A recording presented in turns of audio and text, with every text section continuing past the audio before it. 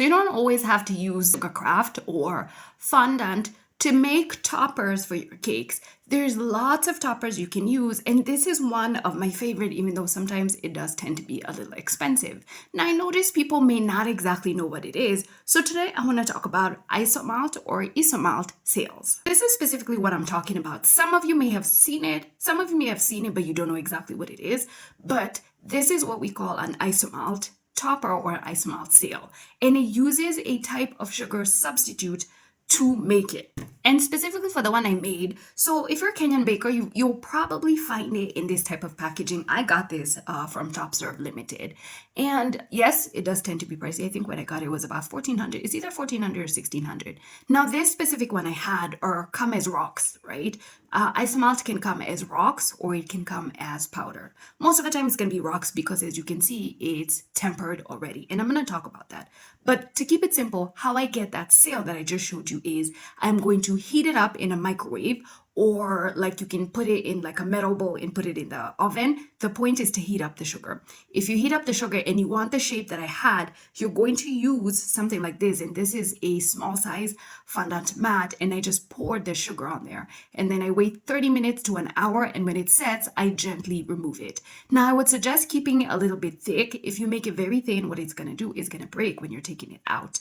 But the point is to sort of have this dripping sort of seal that you can place on the cake, and you can either put it specifically as it is, like, with nothing on it, or you can do what I did, which is basically place flowers on top of it. Another thing you can do is you can make different shapes with it. Here's a great example of how you can use Isomalt to just shape it into like petals or leaves, and then when it sets, you can actually arrange it into like a flower and add some gold dust in the end.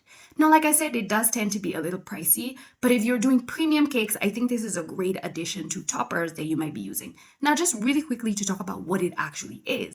So Isomalt is a type of sugar. It's actually a sugar substitute. It's originally made from sugar beets, but the reason why cake decorators like using it is because if you use it, it doesn't actually turn brown and caramelize. You can melt it and shape it into whatever you want, and it's actually going to end up clear, or it's going to be basically a clear substance. It's not going to be brown. Remember, if you use regular sugar and it heats up, it caramelizes. And so whatever it is you're making ends up being brown. Now, usually it's sold as powder. And so if you're looking to do more elaborate, tinier, or even if you're looking to pull the sugar, powder is a good way to use this. But majority of the time, you might find it in rocks. Like the one I showed you, mine was rocks. And so you just end up just melting it. Now, usually it's tempered, which means it has been heated up to stabilize it so that when you use it, you don't have any issues. It's not breaking and all that. Now, it's actually quite easy to use, but I would say the two things that I find that are really problematic when it comes to using Isomalt are, first and foremost, when you use it, if you make it thin, like especially if you're making a sale like this and you pour it thin, you're going to end up finding when you're trying to remove it, it's going to break. So the first time I was using it, I had to make a lot of pieces because they kept breaking. And so what I learned is you have to pour it thick so that it's able to hold shape. Secondly, temperature matters. So if it's a very humid situation or there's a lot of moisture outside, you're going to find that your Isomalt sale takes forever to actually set. And when you keep touching it, unfortunately, what happens is that it is going to be sticky. And so you want to try as much as possible to get it to a dry area, or at least when it dries, remove it and put it like in an airtight container, because the more moisture there is outside, if you're like in a humid place or if it's raining, it's going to be sticky. And unfortunately, it also slowly loses shape because it gets softer. The second thing that is one of those things I'm also always trying to perfect is you want your sugar to be not cloudy. You want, when you melt it, use it and make sure you've melted it properly and it's clear, and then you use it. So unfortunately, if you don't do that, what it does, it develops these small bubbles inside. And when you make your topper, whatever it is, whether it's the leaves, shards, or a sail like this, it ends up being cloudy. And remember, the best result is something that's clear.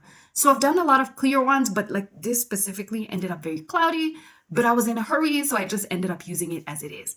The great thing about it is also once it's set, you can also paint on things. Like you can paint some gold on it. You can put some gold leaf or silver leaf, whatever it is. Now, I'm generally a fan of using multiple types of toppers. As you can see in this cake, I used rice paper. I love using wafer paper.